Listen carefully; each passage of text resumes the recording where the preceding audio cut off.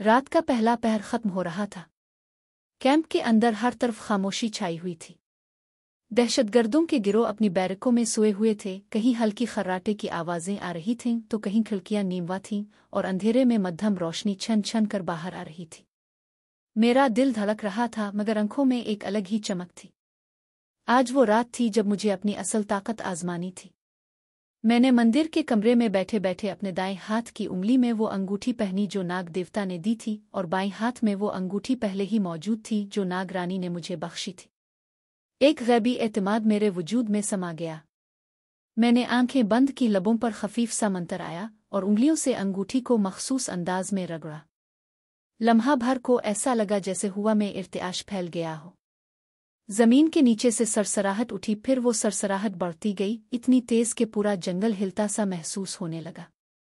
चंद लम्हों बाद जंगल की मिट्टी फटने लगी, झाड़ियां हिलने लगे और हजारों लाखों सांप, नाग और जहरीले अजहर जमीन से निकल निकल कर कैंप की तरफ बढ़ने लगे। उनके फन चमक रहे थे, आंखें सुर्ख लाल अंगारों की तरह दहक रही थीं। वो सब मेरे हुक्म के गुलाम थे। मैंने धीरे से सर झुकाकर कहा, जाओ, दुश्मन के कैंप को डस डालो, कोई जिंदा ना बचे। सांपों ने जैसे मेरा हुक्म समझ लिया। लम्हे भर में वो कैंप की दीवारें फलांगने लगे। पहले पहल एक दो मुहाफिज चौंके मगर अगले ही लम्हे उनकी चीखें रात के सुकूत को चीर गईं। या सांप बचाओ! पहला सिपाही जमीन पर तड़पने लगा। दूसरे ने बंदूक संभाली मगर इससे पहले कि वो फायर करता, 3 नाग इसकी टांगों में लिपट गए और एक ने इसके बाजू पर काट लिया। वो भी जमीन पर गिरकर झटपटाने लगा। अब पूरे कैंप में भगदड़ मच गई। दर्जनों दहशतगर्द नीम खाबीदा हालत में बाहर निकले। कुछ के हाथों में बंदूकें थीं, कुछ अभी समझे भी नहीं थे कि हुआ क्या है। लेकिन मंजर ऐसा था कि कोई भी समझने के लिए वक्त ना निकाल सकता। पूरा कैंप हजारों सांपों के नरगे में आ चुका था। गोलियां चलने लगे।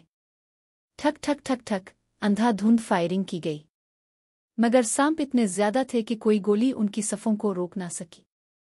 एक डंक, फिर दूसरा, फिर तीसरा। हर चीख के साथ एक जान कम हो रही थी। मैं ऊपर दरख्तों की शाखों पर खड़ा ये सब देख रहा था। मेरे लबों पर सख्ती से दबा मुस्कुराहट थी। चंद मिनटों में ही कैंप का मंजर मौत का नक्शा बन चुका था। जमीन पर लाशें फैली थीं और जिंदा लोग भी सांपों के निशाने पर थे। सिर्फ एक जगह शोर अलग था, कमांड सेंटर का कमरा। वहां रोशनी ज्यादा थी और अंदर से आवाजें आ रही थीं। हथियार संभालो, ये आम हमला नहीं है। मैंने आंखें तेज की। वो आवाज पहचान ली, कर्नल कमलदास उर्फ मानिक राय। वही जिसे मैं महीनों से तलाश कर रहा था। मैं बगैर आवाज किए शीशे की खिड़की फलांग कर अंदर उतरा। सामने 3 आदमी थे। एक कर्नल बारोब शख्सियत वाला, लंबा कद, बड़ी बड़ी मूंछें और तेज आंखें। दूसरे 2 इसके करीबी साथी, शायद इंस्ट्रक्टर्स। तीनों के हाथों में पिस्तौल और मशीन गन्स थीं।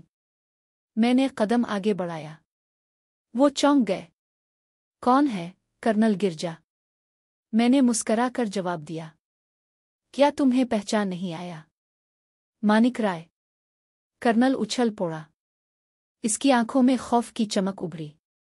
इसने चौंक कर उधर उधर देखा जैसे यकीन न कर पा रहा हो। ये नाम तुमने कहाँ सुना? इसने धाड़ कर पूछा। जहां तुम समझते हो कि कोई नहीं जानता वहां तक मेरी रसाई है। मैंने कदम आगे बढ़ाया। गोली मार दो इसे, कर्नल ने अपने आदमियों को हुक्म दिया। गोलियों की बौछार शुरू हो गई, मगर मैंने एक जस्त लगाई और दीवार से टकराकर कलाबाजी खाई। बाईं हाथ से कुर्सी उठाकर उन पर फेंकी। एक इंस्ट्रक्टर के हाथ की बंदूक छूट गई। मैंने झपटकर उसका बाजू मरोड़ दिया और घुटने की जर्ब मारी। वो धड़ाम से जमीन पर गिर गया। दूसरा इंस्ट्रक्टर पीछे हटा और मुसलसल फायर करने लगा। मैंने मेज के पीछे गौता लगाया, फिर अचानक ऊपर उठकर इस पर झपटा। मेरा मुक्का इसकी नाक पर पोड़ा। वो लड़खड़ा कर पीछे गिरा। अब कमरे में सिर्फ मैं और कर्नल आमने सामने थे। वो गुस्से से भड़का हुआ था। बंदूक उसके हाथ में थी मगर मैंने तेजी दिखाई। एक जस्त लगाकर उसका कलाई पकड़ा और घुमाकर दीवार से टकरा दिया। बंदूक छूटकर दूर जा गिरी। हरामजादे! कर्नल गरा और पूरी ताकत से मेरे सीने पर मुक्का मारा। मैं पीछे लुढ़का मगर फौरन संभल गया। हम दोनों गुत्थम गुथा हो गए। इसके मुक्के मेरी लातें कमरा मैदान जंग बन गया। मेज़ें टूट गईं, कुर्सियां उड़ गईं, खिड़कियां चिकनाचूर हो गईं। वो ताकतवर था मगर मैं ज्यादा फुर्तीला। उसके हर वार का जवाब वार से दिया।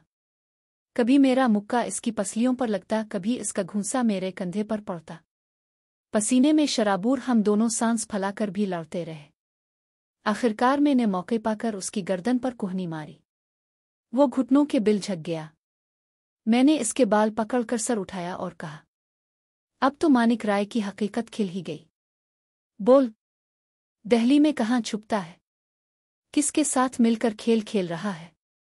कर्नल ने हाँफते हुए कहा लगाया। हाय हाँ, तुम समझते हो मुझे यूं दबाव में ला सकते हो? मैं मर जाऊंगा मगर। मैंने इसकी पसलियों पर एक और घूंसा मारा। वो करे हाँ। बोल वरना अभी इसी कमरे में नाग तेरे जिस्म का खून चूस लेंगे। मैंने गरा। कर्नल की आंखों में डर तैरने लगा। इसने जान लिया कि मैं मजाक नहीं कर रहा। ठहरो ठहरो, इसने कहा। सब बताता हूं। दिल्ली में जमुना किनारे एक पुरानी इमारत है जो हुकूमत ने बरसों पहले बंद कर दी थी। वहां एक खुफिया सेल कायम है। पाकिस्तान के खिलाफ प्लानिंग वहीं होती है। मेरे साथ 4 और भी हैं। सब बड़े दिमाग। मैंने इसकी कालर पकड़कर झटका दिया। नाम बता उन सब के। मैंने इसकी कालर पकड़कर झटका दिया और उसके सामने चोरी छुपे बैठना अब मुमकिन ना रहा था। कर्नल की सांसें तेजी से फैलने लगे, आंखें खून की पुतलियों में घिरी हुईं, मगर उसके मुंह में अभी तक गुरूर की वो तलखी बाकी थी जो हर खुदपसंद आमिर के चेहरे पर होती है। मैंने जोर से इसे नजदीक खींचा और लग़्ज़िश मिटाते हुए अपनी आवाज़ शद्दार कर दी। बोल, दिल्ली का पता, वो 4 आदमी, दोनों खुफिया ठिकाने। अब वो चंद लम्हे हाँफता रहा, फिर जैसे ही देखा कि इस पर मजीद मुज़ाहमत बेफायदा है, इसके होंठों से अल्फाज बाहर फटने लगे, एक एक नाम, एक एक पता, एक एक राज। मैंने जो कुछ इसने कहा था वो नोट किया और ज़हन में दोहरा दिया। कहानी के टुकड़े एक दूसरे में सिमटने लगे। पहला डॉक्टर औरांदेर सी थी। वो लाजिंग का मास्टर है, दिमागी मंसूबा बंदी इसी के हाथ में है। पता, दिल्ली नोवा कॉलोनी ब्लॉक 6 घर नंबर 14। दूसरा मेजर अर्जुन बोस, फौजी तरबियत और ऑपरेशन कोऑर्डिनेटर। पता, शाही रोड के करीब करिश्ना महल के पीछे एक फ्लैट नंबर 3। तीसरा राना संगिल, माली और लॉजिस्टिक मैन। पता, पुराना तिजारती बाजार, पंचकुश्ती रोड, दुकान नंबर 9। चौथा इकबाल मिर्जा, इंटेलिजेंस नेटवर्क अंदर का बंदा। पता, जमुना किनारे एक पुरानी इमारत के नीचे खाली बेसमेंट में खुफिया सेल कायम है। कर्नल की आवाज़ इस कदर मध्यम थी कि जैसे वो खुद भी संभल ना पा रहा हो। मैंने इसकी आंखों में झांका। वहां खौफ के साथ एक अजब सी तस्लीम भी थी, एक आदमी जो जानता था कि इसका खेल खत्म होने को है। 2 खुफिया ठिकाने, मैंने जोर दिया। सिर्फ वही जो तुमने पहले कहा। बता, तुम्हारे सवा कौन जानता है? वो कुछ देर खामोश रहा, फिर चपकुत्ता हुआ बोल पड़ा। एक बंगला है सादर्शन इंक्लेव के कल्ब में, गिली नंबर 7, राजनंद के नाम से एक आदमी वहां रहता है। वही कमल दास, वहां अपना एक ठिकाना है, ब्रीफ केस चाबी इसी के पास है। दूसरा एक import export office, Rajnand exports, center, Sadarshan industrial park. वहां वो राजनंद के रूप में रहता है, बस मैनेजर्स सामने आते हैं, मगर असल बास वही है। मैंने हर लफ्ज़ को दिल की किताब में ज़ब्त किया। ये वही मालूमात थीं जिनके लिए मैंने रातों को जागा था। ये वही रिप लिंक्स थे जो पूरे रेंगते नेटवर्क को एक साथ बांधते थे। मैंने कर्नल के बाजू से ब्रीफ केस खींचा। वो लरस कर चीखा मगर रुक गया। केस को खोला तो अंदर साइफर फाइलें, चंद पासपोर्ट्स और एक छोटी सी लोहे की चाबी लटक रही थी। मुझे उसी लम्हे महसूस हुआ कि इस केस में वो सब दस्तावेजात होंगी जिनसे दिल्ली के ठिकाने तक रसाई मुमकिन होगी। मैंने एक कदम पीछे खींचा और बंदूक की नाली से कर्नल के माथे पर हाथ रख दिया। जितना रोब दुखाना लाजिम था इतना दुखा दिया। इसकी आंखों में अब मुकम्मल शिकस्त थी। मैंने सर्दी से पूछा, जमुना किनारे वाली इमारत का असल पता बता। तुमने कहा वो खुफिया सेल वहां है। इसने सर हिलाकर आहिस्तगी से बताया, जमानती कदीम इमारत, कदीम सरकारी अस्पताल के पीछे वाली इमारत है। नक्शा में E7 ब्लॉक दिखा रहा है। नीचे वाला बेसमेंट, वहीं हमारी मीटिंग्स होती थी। मैंने कभी बाहर वालों को वहां जाने दिया ही नहीं। मैंने सिलसिलावार नाम दिलवाए और वो एक एक करके सब कुछ छुपाए बगैर बता गया। फ्लैट नंबर्स, रास्ते के कोड्स, फ़ोन सिग्नल्स के वक्त, हता कि उन लोगों के रोज़मर्रा के सफ़र के रूट। इसने बताया कि कल की परेड एक आजमाइश थी, उनका मंसूबा निहायत वक्त पर और वबाल जान था। मैंने हर नाम, हर पता, हर इशारा अपने अंदर ठोंसा। फिर मैंने इस पर जोर से कहा, तुमने उन सब के खिलाफ कितने लोग मारे, कितने मर गए? कर्नल ने घुटनों के बिल झक कर कहा, हजारों। मगर तुम्हें ये ना समझ आए कि ये सब बड़ी तस्वीर का हिस्सा है। हमने अपना तरीक़ा मुंतखब किया है। इसने आंखों में लाशूर गासिब रखते हुए कहा, तुम हमें नहीं समझोगे। मैंने होंठ कड़े करके इसके मुंह में हाथ रखा। तुम अभी तक कुछ नहीं समझ सके, मगर एक चीज़ बताऊं, इंसानी जान कोई खेल नहीं। फिर मैंने फैसला किया कि बातें ख़त्म, अमल शुरू। मैंने दूर खड़ी एक बुल्लटुंगली नाग को आवाज़ दी। वो मेरे हुक्म का गुलाम था। मैंने कर्नल की तरफ इशारा किया। उन्हीं लम्हों में कर्नल ने अपने अंदर की आखिरी कोशिश में चीखते हुए उठकर मेज़ पर पड़ी पिस्तौल उठाई और फायर करने की कोशिश की, मगर मेरी रफ्तार बर्क़ से तेज़ थी। मैंने एक झटके में इसका बाजू पकड़कर मरोड़ा। पिस्तौल उसके हाथ से छूटकर दूर जा गिरी। मैंने झटके में ही नाग को करीब आने का इशारा दिया। नाग खामोशी के साथ आया, अपने फन को आहिस्तगी से कर्नल के कंधे पर दागा और फिर जूं ही कर्नल ने कराहने की कोशिश की, वो फन अंदर दजल गया। एक लम्हात में इसके बदन में जहर घुल गया। कर्नल ने आंखें चौड़ी करके मुझे देखा। हैरत और खौफ उसके चेहरे पर झलक थे। फिर उसके होंठ बाही तलफ़्फ़ुज़ में वापस मुड़ गए। वो ज़मीन पर लुढ़क कर बैठ गया, आराम की तरह। फिर एक घबराहट के साथ सांस बंद हो गई। वो मरता रहा। मैंने अपने अंदर किसी किस्म का हमदर्दी या नदामत महसूस नहीं की। ये एक अहद की सज़ा थी, एक ऐसी सज़ा जो इसने खुद अपने हाथों से उन लोगों के यहाँ बठी हुई थी जिन्होंने बेगुनाहों की जान ली थी। मैंने इसके मुर्दा जिस्म को देखकर गहरी सांस ली, फिर उसके जेब खंगाली। एक छोटा पेपर निकला। वो इसी राजनंद का शनाख्ती कार्ड था। अंदर उसका कानूनी नाम राजनंद दर्ज था। पता सादर्शन इंक्लेव, दिल्ली नंबर 7। मैंने फाइलों को झटका और बरीफ केस खोला। अंदर से नक्शा, चंद कोड और माहर ज़दा दस्तावेज मिले। एक लिफाफा जिस पर कनफडेंशियल जमनासेल लिखा था। मैंने तेजी से इन सफ़हात को पलटा और हर खोज को अपनी याददाश्त में महफूज किया। एक छोटी सी फोल्डिंग की लोहे की चाबी भी निकली, शायद बंगले की चाबी। मैंने इसे अपनी जेब में रख लिया। अब वक्त गुजरा ना गुजरने वाला था। कैंप में नाहक मौजूद बाकी लाशें मेरे सामने थीं, मगर मैंने फ़ौरन मंसूबा शुरू करना था। फिर मैंने कैंप के असलहा खाना से मुख्तलिफ टाइम बम लिए और उन पर दिन के 10 बजे का वक्त लगाया और उन्हें कैंप में मुख्तलिफ जगहों पर लगा दिया कि जब वो बैक वक्त फटेंगे तो इस कैंप का नाम हो निशान भी नहीं रहेगा। फिर सबसे पहले मैंने सांपों को हुक्म दिया कि वो वापस जाएं। उनके जहरों का दौर अभी मुकम्मल ना हुआ था और अगर मैं उन्हें रोकूंगा तो शहर में अफरातफरी फैल सकती थी। मैंने धीरे से कहा, वापस चलूं, मेरी कमान वापस लो। एक एक करके नागों ने मेरी तरफ देखा और फिर जंगल की तरफ घूम गए, उंगली की तरह रेंगते, फिर अपने सुराखों में गायब हो गए। जैसे ही उनका काफिला मध्यम होता गया, कैंप में जो चर्चा हुआ वो भी धीरे धीरे कम पड़ने लगा।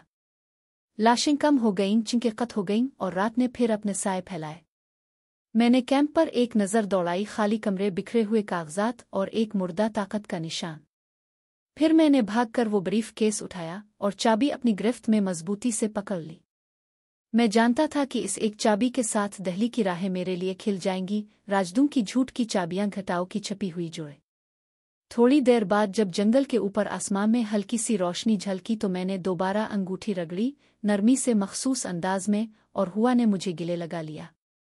मैंने एक आखिरी नज़र कैंप पर डाली, एक मुर्दा शहर, एक ख़त्मशदा साजिश और एक इंतकाम जो शुरू हुआ था। फिर मैं उड़ान भरी और सीधा मंदिर में आ गया। अब मेरा इस मंदिर में कोई काम नहीं था और मुझे सुबह सवेरे राजामुंदरी की तरफ निकल पड़ना था, लेकिन गायब हालत में मैंने राजामुंदरी की बजाय वजी उड़ा जाने का फैसला किया। मोमबत्ती की रोशनी में मैंने एक बार फिर ब्रीफ केस खोला और सारे कागजात निकाले और अहम कागजात को अपने दिमाग में बिठाना शुरू कर दिया। आधे घंटे में ही मुझे सब कुछ हिफ्स हो चुका था। अब मैं अगले मिशन के लिए तैयार था, लेकिन मुझे सबसे पहले मदुरई जाना था और अर्जुन जी के चरण छूने थे। फिर रवि शंकर को भी ठिकाने लगाना था। मैंने कागजात को जला दिया। अब उनकी सरवरत न थी और चाबी अपने थैले में रख ली। अब मैं वजीओ उड़ा जाने को तैयार था। अंधेरा मेरे दिल के पीछे था और अगली मंजिल मदुरई थी। मैंने रात का पिछला पहर हुआ में गुजारा, नीचे से जंगल के साए रेंगते दिखाई दिए और आहिस्ता आहिस्ता मेरी मंजिल तब्दील हुई। मैंने विजयवाड़ा की तरफ रुख किया। वहां पहुंचकर मैंने एक वीरान जगह तलाश की जहां मैं उतरकर चंद घंटे आराम कर सकूं। सूरज के पहले पैराहन के साथ में शहर में दाखिल हुआ, एक रिक्शे पर बैठकर विजयवाड़ा स्टेशन पहुंचा और सुबह की पहली रोशनी में एक गाड़ी मिली जो चिनाई जा रही थी। मैंने गाड़ी के अंदर कदम रखा। कैंप को तबाह होने में 3-4 घंटे थे और मैं जानता था कि दिल्ली के राज अभी मेरे ज़हन में थे और एक नया तूफान अभी आने वाला था।